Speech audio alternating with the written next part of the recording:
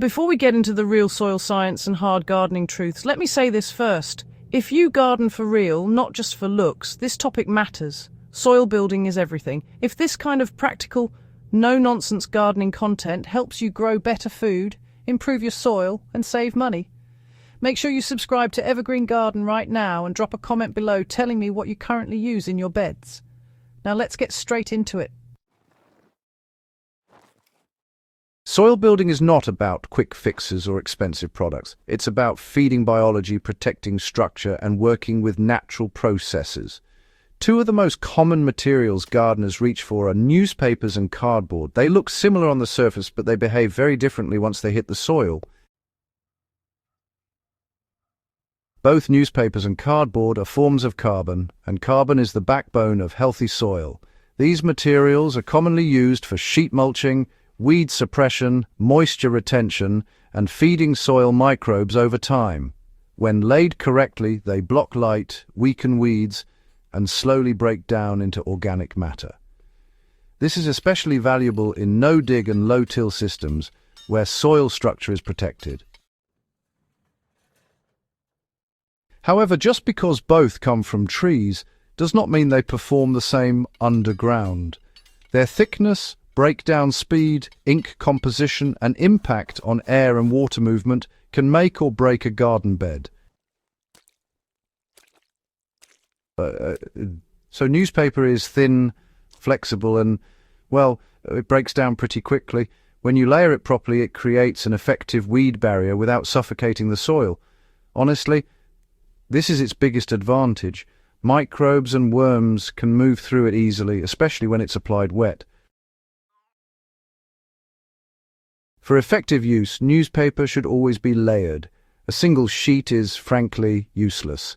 4 to 6 full sheets thick is the sweet spot for most garden beds. In high weed areas like couch grass or nut sedge zones, you might need as many as 8 sheets. Once laid, it must be soaked completely. Dry newspaper will just blow away and fail instantly.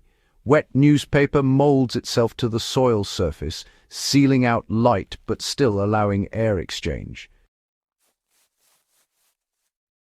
Because newspaper breaks down fast, usually within one growing season, it feeds soil biology quickly. This makes it excellent for vegetable beds where fast turnover and active microbial life are desired. It also means weeds can eventually break through if no mulch is added on top. A layer of compost or mulch at least 5 to 8 centimeters thick should always follow newspaper. Ink is often raised as a concern, but, well, modern newspapers actually use soy-based inks that are generally safe for garden use. It's important to remember that glossy inserts should never be used, but standard black and white newsprint is widely accepted in organic systems. Cardboard is heavier, denser, and much slower to break down. This can be both a benefit and a problem depending on how it's used. Cardboard really excels at long-term weed suppression, especially in new garden beds or pathways. When placed correctly, it can suppress aggressive weeds for a full season or even longer. The downside is airflow and water movement. Cardboard can form a semi-impermeable layer if it's laid too thick or left exposed. This can temporarily reduce oxygen exchange in heavy soils and, create anaerobic pockets underneath. Worms will eventually break it down, but they take longer to colonize cardboard than newspaper. To use cardboard correctly, all tape, staples, and labels must be removed. Single-layer cardboard is usually enough, and doubling it up often causes problems. Like newspaper, cardboard must be soaked thoroughly before covering because, well, dry cardboard repels water and delays decomposition. Cardboard works best when topped with at least 8 to 10 centimeters of compost straw or wood chips. In vegetable beds, it's often better suited for bed establishment rather than ongoing seasonal mulching. In orchards, food forests, and perennial systems, cardboard can be a powerful tool when managed carefully. Newspaper feeds soil life fast while cardboard feeds it slow. If your goal is rapid soil improvement and quick nutrient cycling, newspaper wins. But if your goal is long-term weed suppression in an area you are not actively planting right away, cardboard has the edge. In clay soils, newspaper is safer because, well, it does not restrict drainage. In sandy soils, cardboard can actually help slow moisture loss if you mulch it heavily on top. Worm activity tends to increase faster under newspaper, while cardboard attracts larger decomposers over time. A practical example would be preparing a tomato bed versus, say, establishing a new pumpkin patch. For tomatoes planted within weeks, newspaper layered 6 sheets thick and topped with compost allows immediate planting.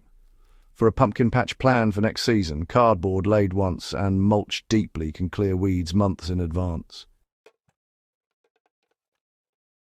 Both materials are high carbon and contain almost no nitrogen. If used incorrectly, they can temporarily tie up nitrogen as microbes work to break them down. This is honestly easy to prevent.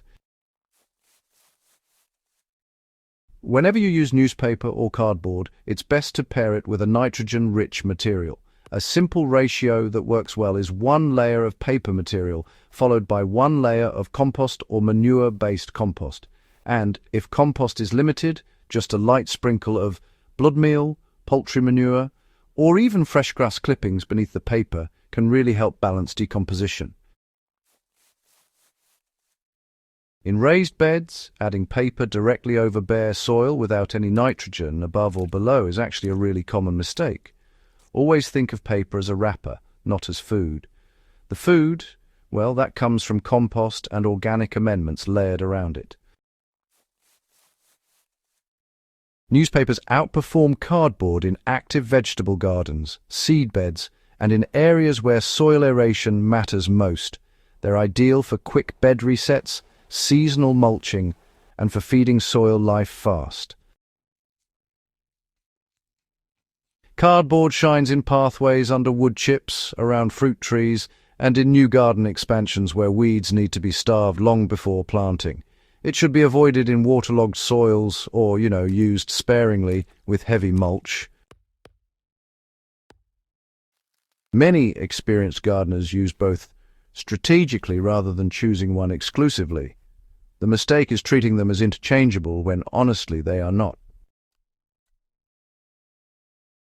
If your focus is living soil, microbial activity, and crop performance, newspaper is often the better day-to-day tool. Cardboard is a powerful but blunt instrument that must be used with intention. Soil building is not about suppressing life. It's about supporting it while managing weeds intelligently. If this guide helped you rethink how you build soil in your garden, make sure you subscribe to Evergreen Garden for more real-world gardening knowledge that actually works. Share this with a fellow gardener who's still fighting weeds the hard way, and leave a comment telling me whether you're team newspaper, team cardboard, or using both like a pro.